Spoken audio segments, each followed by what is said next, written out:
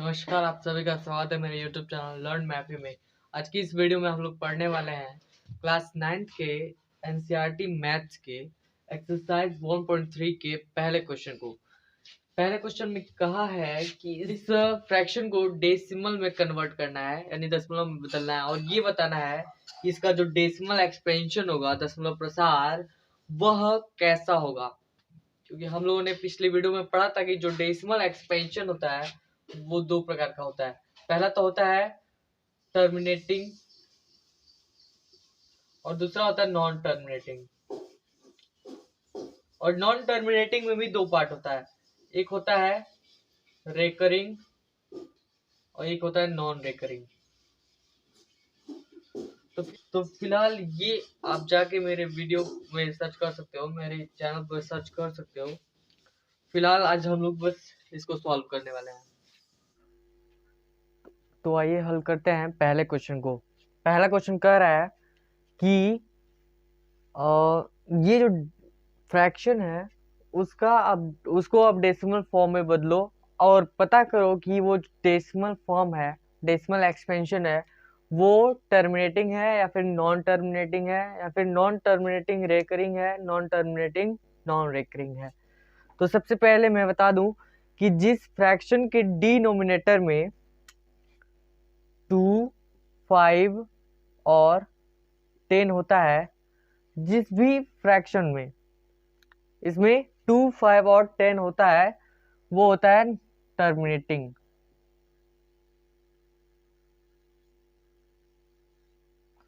Terminating यानी हिंदी में शांत, ठीक है। और जिस फ्रैक्शन में नहीं होता है वो होता है अशांत, ठीक है। अब देखते हैं, यानी ये जो पहला वाला है, ये तो ऐसे ही मालूम हो गया कि इसमें 10 है, 2 भी है, 5 भी है। इसका फैक्टर करेंगे तो 2, 10, 5 सभी आ जाएंगे। इसका मतलब ये वाला जो फ्रैक्शन है वो टर्मिनेटिंग है।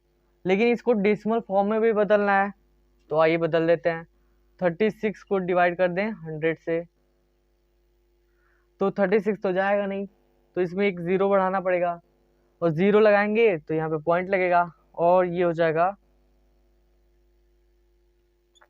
3 बार में जाएगा तो ये हो जाएगा 300, ये हो जाएगा 60, फिर से 60 नहीं जाएगा तो एक जीरो बढ़ाएंगे तो यहाँ ये 6 बार में जाएगा 600। यानी इसका जो डेसिमल फॉर्म आया है वो आया है 0.36। हमें पता है 0.36 क्या है, टर्मिनेटिंग है, शांत है, क्योंकि इसमें दशमलव के बाद 2 ही अंक आ रहे हैं। अब दूसरा वैसे है, इसको कह देंगे यहाँ पे टर्मिनेटिंग या फिर शांत। दूसरा है 1/11। तो हमें पता है 11 क्या है, 11 के जो नीचे डिनोमिनेटर है उसमें 2, 5 और 10 कुछ भी नहीं है, यानी ये हो जाएगा नॉन टर्मिनेटिंग, आसान। लेकिन फिर भी इसे डेसिमल फॉर्म में बदलना है तो 1 को करना पड़ेगा डिवाइड 11 से। अब देखिए 1 का सॉरी 1 तो जाएगा नहीं 11 से, तो यहाँ पे एक जीरो बढ़ाना पड़ेगा, जीरो बढ़ाएंगे तो यहाँ पे पॉइंट लगाना पड़ेगा। लेकिन फिर से ये 10 भी नहीं जाएगा 11 से, तो एक और जीरो बढ़ाना पड़ेगा, तो यहाँ पे जीरो बढ़ाएंगे और डिवाइड करेंगे तो ये हो जाएगा 11 9 सा 99, ये 1, फिर एक जीरो बढ़ाएंगे तभी नहीं जाएगा, एक और जीरो बढ़ाएंगे तो यहाँ भी जीरो बढ़ेगा, फिर से यहाँ जीरो, तो 11 9 सा 99, ये हो जाएगा 1, फिर से एक जीरो बढ़ाएंगे तो नहीं जाएगा, एक और जीरो बढ़ाएंगे तो ये हो जाएगा 100, फिर 9, यानी फिर वही आएगा, ठीक है। इसका मतलब इसको 1 को जब हम 11 से डिवाइड कर रहे हैं तो जो डेसिमल एक्सपेंशन आ रहा है वो आ रहा है 0.090909 डैश डैश डैश, मतलब ऐसे आते जाएगा, हमेशा आता जाएगा। अब हम लोग जानते हैं कि जिस डेसिमल एक्सपेंशन में जो डिजिट होता है वो कभी खत्म नहीं होता है, वो होता है नॉन टर्मिनेटिंग, अशांत। और यहाँ अशांत होने के साथ साथ यहाँ पे एक और खूबी ये है कि पॉइंट के बाद 2 डिजिट बार बार रिपीट कर रहा है, यानी इसे लिख सकते हैं 0.09 बार। अब ये जो दशमलव प्रसार था वो था अशांत, मतलब नहीं खत्म होने वाला, और अशांत तो था लेकिन आवर्ती था। आवर्ती का मतलब होता है बार बार रिपीट करने वाला। अशांत आवर्ती प्रसार, इंग्लिश में लिखते हैं इसे नॉन टर्मिनेटिंग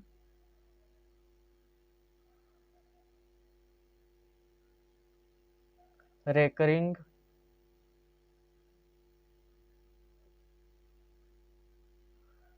एक्सपेंशन।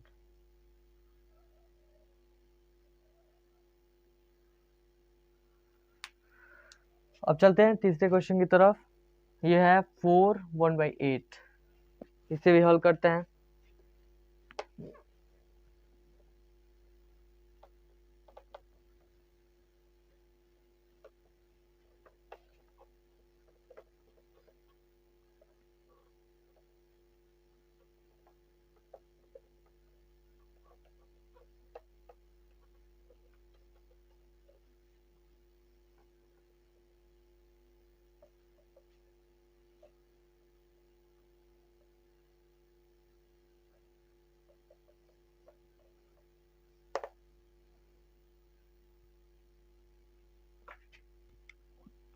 तीसरा है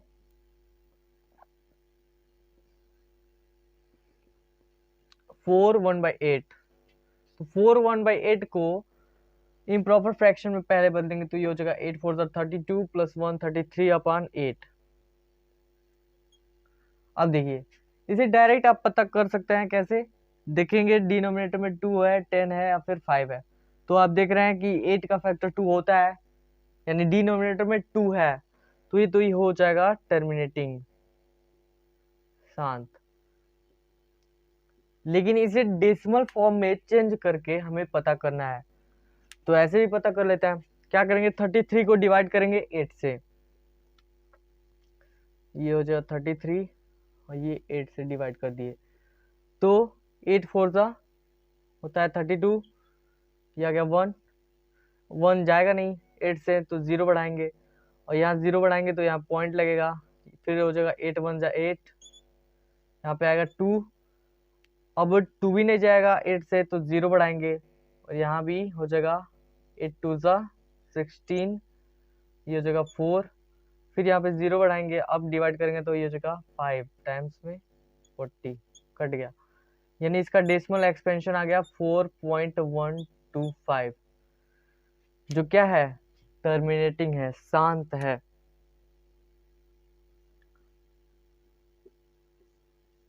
टर्मिनेटिंग,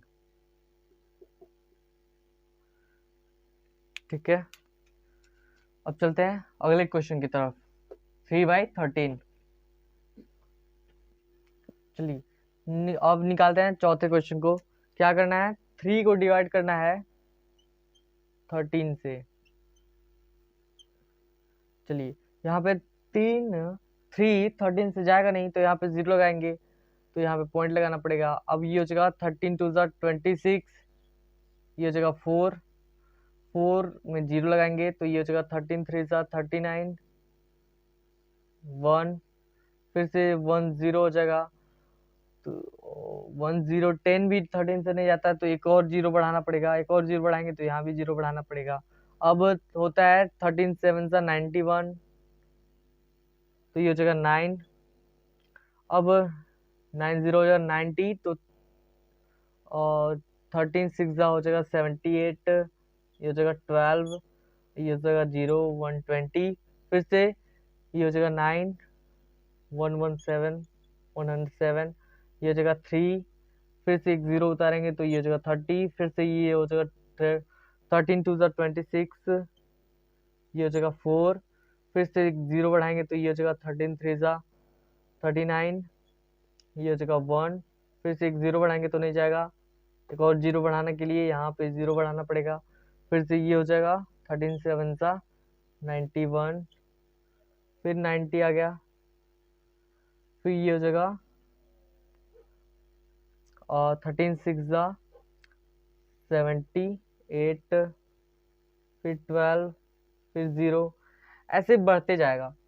आप काटते जाओगे तो देखना बढ़ते जाएगा। एक चीज नोटिस किया होगा आपने, यहाँ पे 23076 था और 9 था, तो यहाँ पे भी 23076 और 9 आएगा यहाँ पे, और ऐसे आते जाएगा। मतलब ये जो डेसिमल एक्सपेंशन होगा वो ऐसे होगा, 23076 23076 23076 और ऐसे आते जाएगा, बार बार आते जाएगा। इसका मतलब ये कि ये जो 23076 है वो बार बार रिपीट कर रहा है, यानी इसको लिख सकते हैं 0.23076 और उस पर बार लग गया। इसका मतलब ये जो एक्सपेंशन है वो क्या है, नॉन टर्मिनेटिंग, मतलब खत्म होने वाला नहीं है, नॉन टर्मिनेटिंग रेकरिंग एक्सपेंशन,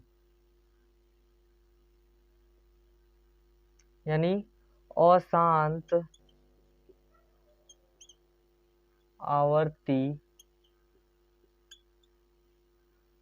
प्रसार। ऐसे ही आपका जो बचा है क्वेश्चन 5 और 6, ऐसे ही इसको डिवाइड करके आप पता कर सकते हो कि वो नॉन टर्मिनेटिंग है या फिर टर्मिनेटिंग है। अब चलते हैं क्वेश्चन नंबर 2 की तरफ। देखिए अगला क्वेश्चन है, कह रहा है कि आप जानते हैं कि 1/7 इज इक्वल टू, ये होता है 1/7 इज इक्वल टू 0.142857 और इस पे बार लगा, ऐसे होता है। तो क्या आप 2/7 3/7 4/7 5/7 6/7 को विदाउट लॉन्ग डिवीजन किए, लंबा भाग किए बिना ही आप क्या बता सकते हैं कि इसका मान क्या हो सकता है? अगर है तो कैसे? तो वही हम लोग देखने वाले हैं सॉल्यूशन में। देखिए जब ये ऐसा सवाल दिया गया होता है तो सबसे पहले पहला वाला मान निकाल लेते हैं, लेकिन इसमें तो निकालना नहीं है, फिलहाल दिया गया है। अगर निकालना होता तो आप लॉन्ग डिवीजन करते 7 को, सॉरी 1 को डिवाइड करते 7 से और देखते क्या आ रहा है, खूब लंबा डिवीजन करने पे क्या आ रहा है, और जो आ जाता उसकी सहायता से इस सबका मान निकालते। तो चलिए हम लोग तो दे दिया है 1/7 इज इक्वल टू 0.142857 बार। ठीक है, अब 1/7 दे दिया है तो 2/7, आप जानते हैं 2/7 को लिख सकते हो आप 2 × 1/7, ऐसे लिख सकते हो। अब 1/7 ये इतने के बराबर दिया है तो मल्टीप्लाई कर दीजिए, यहाँ पे 1/7 की जगह पे इतना रख दीजिए 0.14287 और मल्टीप्लाई कर दीजिए, ये 2 का 7 से ही हो जाएगा, 2 7 जा 14, कैरी 1, 2 5 जा 10, 1 11, 2 8 जा 16, 1 17, 2 2 जा 4, 1 5, 2 4 जा 8 एंड 2 1 जा 2, ये 0.1 और बाहर का वैसे रहेगा। वैसे ही 3/7 क्या हो जाएगा, 3 × 1/7, तो ये जगह 3 × 0.142857। अब फिर से 3 का भी मल्टीप्लाई कर दीजिए, तो ये जो 3 7 जा 21, 1 2 कैरी, 3 5 जा और 15 और 2 17, 1 कैरी, 3 8 जा 24, 1 5 2 कैरी, 3 2 जा 6, यहाँ पे 2 8, 3 4 जा 12, कैरी 1, 3 1 जा 1 और एक कैरी 4 और 0.0, ऐसे बार भी वैसे रहेगा। वैसे ही 4.7 4/7 क्या हो जाएगा, 4/7 हो जाएगा 4 × 1/7 इक्वल टू 4 × 0.142857। फिर इसका मल्टीप्लाई कर दो तो ये हो जाएगा 4 7 ज़ा 28 का 2, 4 5 ज़ा 20, 2 कैरी 2, फिर 2 कैरी 4 8 ज़ा 32, 2 कैरी 4 और कैरी आएगा 3, 4 2 ज़ा 8, 3 11 कैरी 1, 4 4 ज़ा 16 और 1 17 कैरी 1, 4 1 ज़ा 4, 1 5 और उसके बाद 0 का 0, बार का बार। वैसे ही 6/7 और 5/7 और 6/7 को ऐसे मल्टीप्लाई करके लिख सकते हैं। तो आज की वीडियो में फिलहाल इतना ही। आशा करता हूँ कि आपको ये समझ में आया होगा। वीडियो अच्छा लगा हो तो लाइक कर दीजिएगा, शेयर कर दीजिएगा अपने दोस्तों में और इस चैनल को सब्सक्राइब कर दीजिएगा। मिलेंगे नेक्स्ट वीडियो में नए क्वेश्चन के साथ, नेक्स्ट एक्सरसाइज के साथ। धन्यवाद।